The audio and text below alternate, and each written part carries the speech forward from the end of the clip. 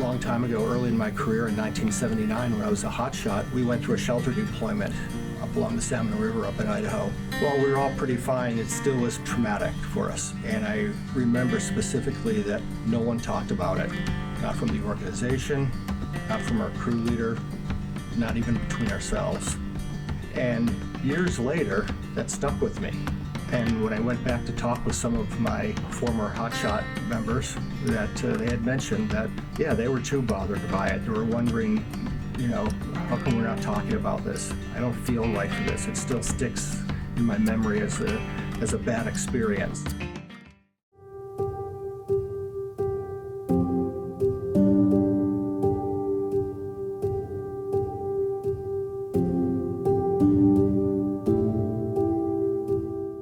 We lost a young man at 18:05, leaving his station. A car pulled out in front of him, and he was seriously injured and later died from his injuries. But everybody first on scene were all his crew members. From that moment on, just seeing how things were executed, not because of ill intent, but just because of not knowing what to do. I first was extremely angry and upset. I wanted better care for these people, and that turned into, hey, how about you take a class to help us help others? We put so much emphasis on physical fitness in Wildland Fire.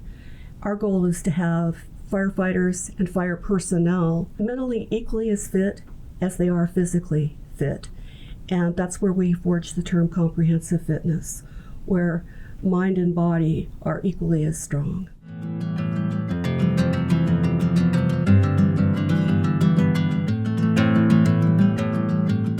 When we think of traumatic stress, we typically think of a singular event.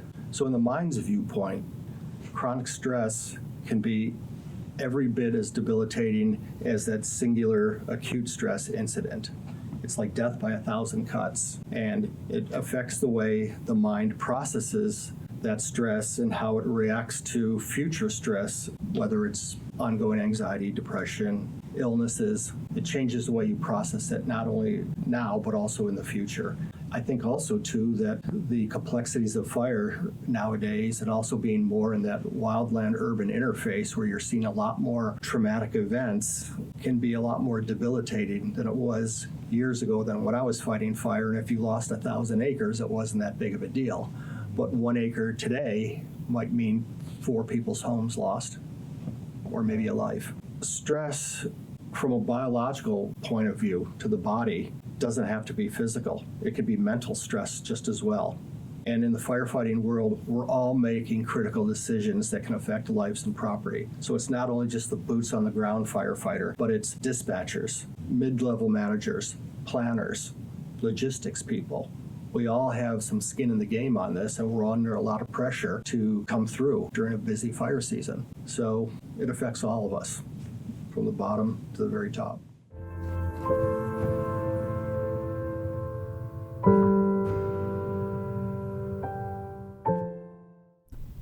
There's more awareness about suicide and the issue in the firefighting world now, but we also have to look back to a personal level. What are your own personal views about it?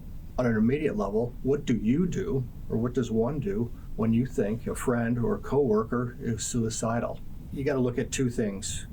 You have to look at the risk factors and the warning signs. So the risk factors are things that make somebody more vulnerable statistically to take their own lives. Previous involvement with a suicide, maybe a family member or a loved one. Sudden changes in their coping skills or in their life experiences, a recent divorce, financial troubles, substance abuse, big one.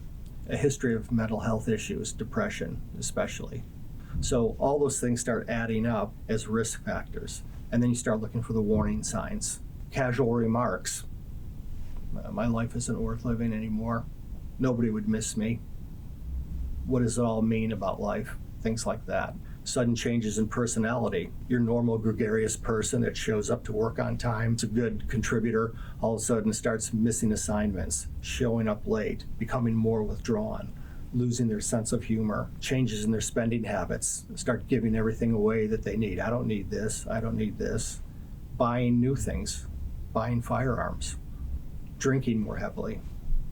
So all those things are the warning signs, somebody may be considering taking their life. I grew up in upstate New York, a little town called Greene. Joined the Marine Corps after that. I was 24 years old, January 2004. Yeah, I did 10 years in the Marine Corps, medically retired in 2013. I was involved in a roadside explosion, IED, and there was 4 people in the Humvee, 2 didn't make it, myself and another guy did. I wanted to be a Marine since I was really young, I wanted to retire, and it's the only thing I knew. And then, getting forced to retire was kind of ripped out from me, I felt like, and it's just fell into depression, and I got real bad, real dark times. Suicide popped in. I actually tried to do it twice. Thank God it didn't work out, but it's just real bad time. But being on a crew, getting on this veterans hand crew, it really saved my life. I mean, it's the best thing that's ever happened to me.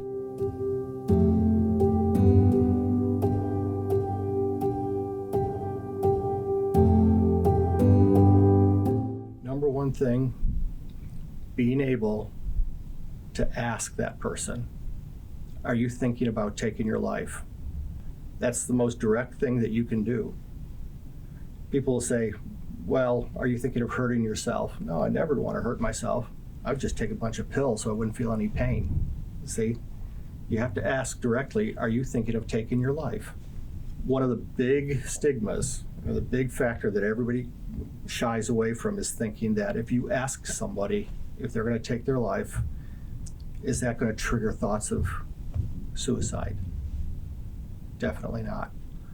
Most likely, when people hear that, it's almost like a relief. They want to talk about it. Most people don't want to take their life. They're at that point in their life where everything seems hopeless, where they can't escape their problems, whatever it may be, and they see no way out, but they want help most of the time. And if you allow them to say, yes, I need help, I'm thinking of taking my life, that's the first big step. Right after that, you want to listen, non-judgmentally. Regardless of what you think about their problems are their own. And to listen allows them to express themselves, and that leads to maybe I'm open to getting more professional help.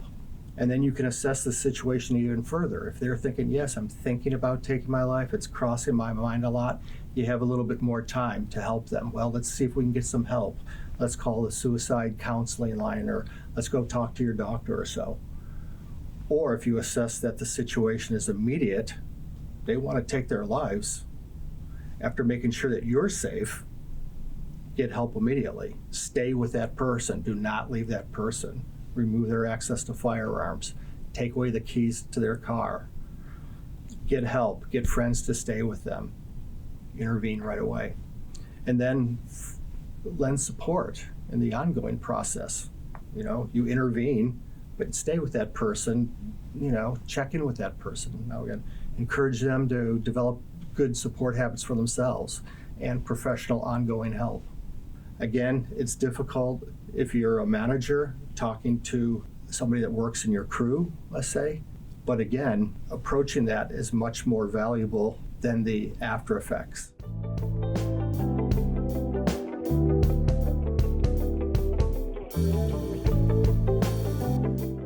Communication is huge. We talk about communication in LCES, talk on the radio, but how do you communicate with your spouse? A lot of times we assume that they won't understand, and so we only communicate with our crew or our comrades, and that tends to alienate the significant other. Communication is huge. If they express their fears, if they talk about things that bother them inside, they're immediately labeled. And that's ingrained in us. And that starts when you're a little kid, and it goes through the rest of your life. So we can talk all you want about just communicate with your loved ones or your family, but overcoming that and breaking down that barrier is really, really tough. Yeah. But it needs to be done, because all you do is create this cycle of miscommunication. If you're not communicating, you know that your loved ones, your family that cares about you, they're not going to come back and talk to you, and it becomes cyclical. So somehow we have to start breaking down those barriers, especially among first responders, the male personality, that it's okay to talk. I was married my last 4 years, divorced now, but getting remarried again, so it's good. But with my first wife, she had no idea that I got injured or anything. That never talked about it. She had no idea. But now with my current wife, she knows everything. I open up to her about it. So it's nice to have that communication line where we just talk about anything under the sun. So it's good. It's good to get it out there.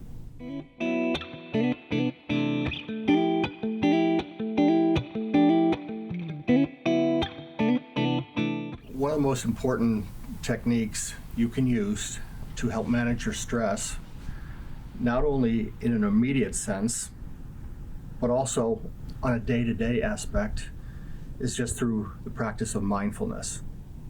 I know that sounds very cliche-ish nowadays, but all that really is just the art of focusing on deep breathing in order to center your awareness in the present right now and push away the day-to-day anxiety and stressors that constantly barrage you and hit you all the time. And basically what it is just spending some time each day to quiet the mind. And the best way to do that is focusing through deep rhythmic breathing. And the reason why that works biologically is twofold. One is that as you deep breathe, it's been shown through functional MRIs that within the brain it releases certain chemicals like serotonin. Serotonin is the feel-good chemical, the one that helps lift your moods. And they've seen that through deep breathing that helps promote that. The other thing is that it also activates the parasympathetic nervous system in the body. That's the system that actually counteracts the secretion of stress hormones, particularly cortisol and adrenaline. So when you're stressed out, you release these two hormones, cortisol and adrenaline, that raise your heart rate, increase your blood pressure, get you ready to move, activate you. But if those chemicals stay in your body too long, they start having deleterious effects. And so deep rhythmic breathing helps push those back and restore your body to a little bit more sense of calm.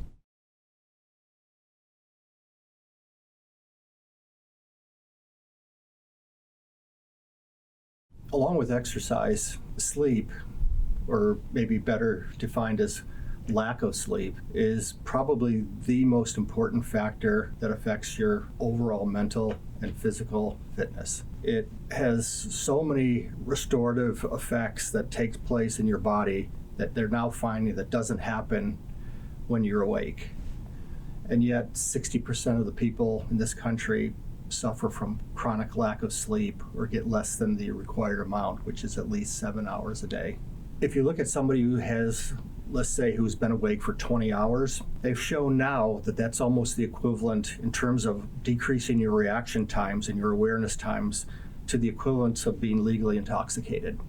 So think about that when somebody's pulling a long shift and they're called to operate heavy machinery on a fire or start falling timber or suddenly get released from a fire and expect to drive home after not having sleep. So you can see the ramifications about that and the potential for a lot more injuries.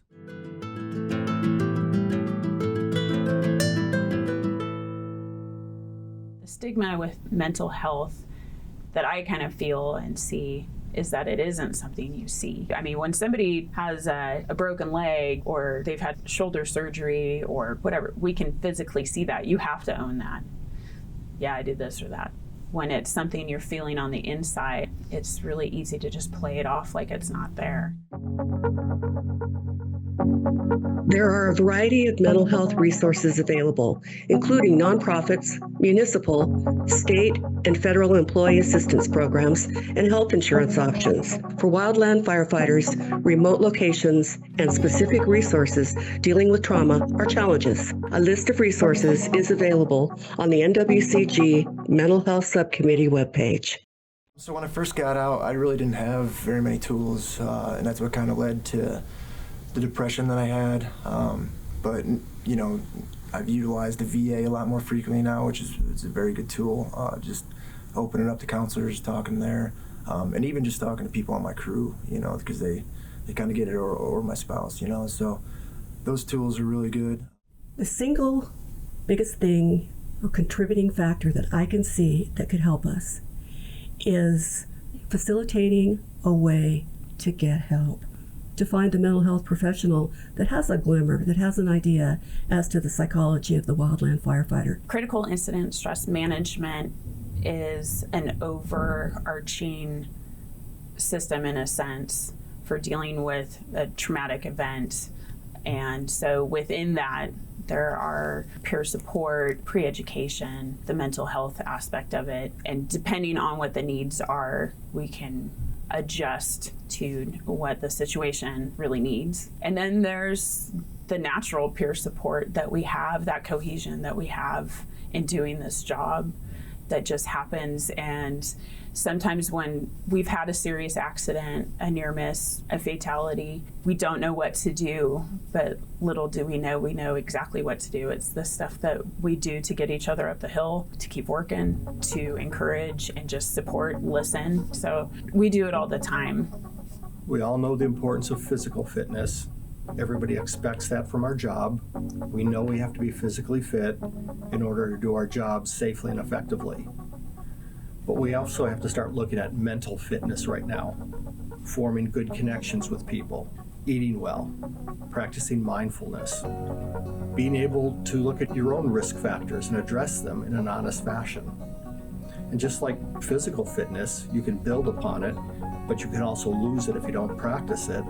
It's the same with mental fitness. You have to keep working on it. Not that something's wrong with you, but that you can take all the good things about you, the good psychological attributes you have, and promote them in a positive way to make you stronger to deal with the ongoing chronic stress that we face in society today as a whole.